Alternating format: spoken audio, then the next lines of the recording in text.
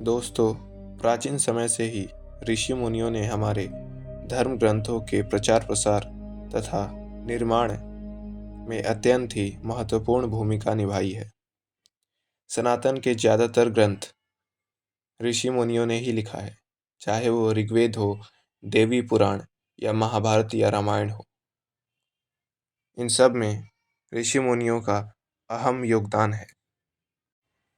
रामायण में कई महान और विद्वान ऋषि मुनियों का वर्णन मिलता है, जिनकी शक्ति कई देवी देवताओं से भी अधिक मानी गई है। तो चलिए जानते हैं त्रेता युग के 5 सबसे शक्तिशाली ऋषि मुनियों के बारे में। वीडियो शुरू करने से पहले आप सभी से अनुरोध है कि कृपया हमारे चैनल को सब्सक्राइब करें, ताकि हम आपके लिए ऐसे ही और दिलचस्प वीडियोस लाते रहें। महर्षि वाल्मीकि। इनकी महानता और दिव्यता का अंदाज़ा आप ऐसे ही लगा सकते हैं कि ये वही हैं जिन्होंने महाकाव्य रामायण की रचना की थी। इन्हें स्वयं भगवान ब्रह्मा से वरदान प्राप्त था कि वे किसी भी व्यक्ति का भूत, वर्तमान और भविष्य देख सकते थे। स्वयं माँ सीता इनके आश्रम में शरणार्थी बनकर रही थी। लव कुश का जन्म भी इन्हीं के आश्रम में हुआ था तथा महर्षि वाल्मीकि ने ही उनका नामकरण किया था। वे पहले से ही जानते थे कि माता जानकी धरती में समा जाएंगी, पर तब भी वे होनी को ना टाल पाए। महर्षि वाल्मीकि को सृष्टि का पहला पोएट के रूप में जाना जाता है। वशिष्ठ। ऋषि वशिष्ठ स्वयं भगवान राम के कुलगुरु थे। उन्होंने भगवान राम सहित तीनों भाइयों को बचपन में ही कई ऐसी दिव्य सिद्धियों और अस्त्रों का ज्ञान दिया, जिसके कारण चारों भाइयों को युद्ध में कोई नहीं परास्त कर सकता था। माना जाता है कि वे कई हजार वर्षों तक जीवित थे। वे राजा दिलीप से लेकर राम जी तक सबके कुलगुरु बने रहे। इसलिए इन्हें सूर्यवंश के राजाओं के पुरोहित के नाम से भी जाना जाता है तथा ये स्वयं सृष्टि के रचयिता ब्रह्मा के पुत्र थे। विश्वामित्र।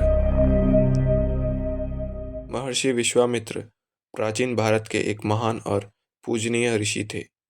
सनातन धर्म के सबसे शक्तिशाली मंत्र गायत्री मंत्र के रचयिता भी यही थे तथा सनातन धर्म के सबसे प्राचीन ग्रंथ ऋग्वेद की रचना में भी इन्होंने अहम भूमिका निभाई थी। बाद में त्रेता युग में वे श्री राम और लक्ष्मण जी के गुरु के रूप में प्रसिद्ध हुए, जिन्होंने उन्हें कई दिव्य शक्तियों का ज्ञान दिया। इनके पास ऐसी कई दिव्य अस्त्र थी जो स्वयं कई देवी देवताओं के लिए भी दुर्लभ था। राम जी और सीता जी के विवाह में भी इन्होंने महत्वपूर्ण भूमिका निभाई थी। महर्षि विश्वामित्र एक बार अत्यंत ही कठोर तपस्या में लीन थे, जिससे उनकी शक्तियां कई देवी देवताओं से भी ज्यादा होने लगी। इंद्र को डर था कि कहीं विश्वामित्र उनसे अधिक शक्तिशाली न हो जाए और स्वयं स्वर्ग के राजा न बन जाए। इसलिए उन्होंने स्वर्ग की अप्सरा मेनका की मदद से उनकी तपस्या भंग कर दी। परशुराम। शास्त्रों में परशुराम जी को स्वयं भगवान विष्णु का छठा अवतार माना गया है। इन्होंने सहस्त्रबाहु जैसे पराक्रमी राजा का वध भी किया था तथा इन्होंने पृथ्वी को 21 बार क्षत्रियहीन किया था।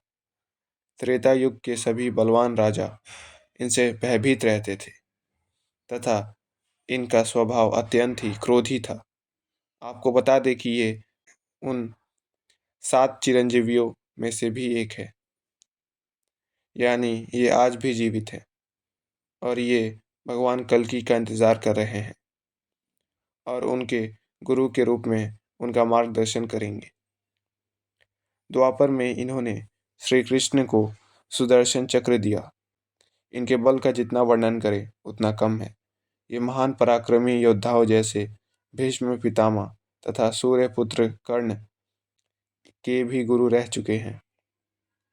त्रेता युग में ये श्री राम से मिलते हैं, द्वापर में श्री कृष्ण से तथा कलयुग में अब ये कल की अवतार का इंतजार कर रहे हैं। अगस्त्य। महर्षि अगस्त्य एक बहुत ही शक्तिशाली ऋषि थे। वे एक अत्यंत उच्च कोटि के साधक थे। उन्होंने अपने तप से कई गोपनीय सिद्धियां प्राप्त कर ली थी, जो कि कई देवी देवताओं के लिए भी प्राप्त करना दुर्लभ था। उन्होंने अपनी योग शक्ति से विंध्याचल पर्वत तक को झुका दिया था तथा देवराज इंद्र के अनुग्रह पर समुद्र को भी पी लिया था। वे परम विद्वान थे। वे उन 7 सप्त ऋषियों में से भी एक थे जिन्हें स्वयं भगवान शिव ने तमिल भाषा की शिक्षा दी थी।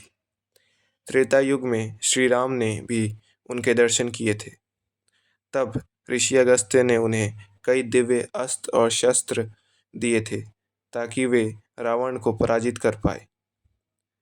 वे अपनी तप और साधना की शक्ति से इतने प्रबल हो गए थे कि वे जीवित रहते ही देवताओं से भी उच्च स्थान प्राप्त कर लिए थे। दोस्तों, रामायण में इन 5 ऋषि मुनियों के अलावा भी कई और शक्तिशाली ऋषि मुनियों का वर्णन मिलता है, जैसे ऋषि पुलत्स्य, जो कि राक्षसों के राजा रावण के पिता थे तथा स्वयं ब्रह्मा जी के पुत्र भी थे। इनके अलावा ऋषि मतंग भी थे, जो कि महातपस्विनी माता शबरी के गुरु थे। उन्होंने माता शबरी को पहले से ही बता दिया था कि एक दिन श्री राम स्वयं उनकी कुटिया में आएंगे उनसे मिलने। वे एक त्रिकालदर्शी गुरु थे। इनके अलावा ऋषि भारद्वाज भी थे। तो उम्मीद है कि आप सभी को हमारा यह वीडियो बहुत पसंद आया होगा।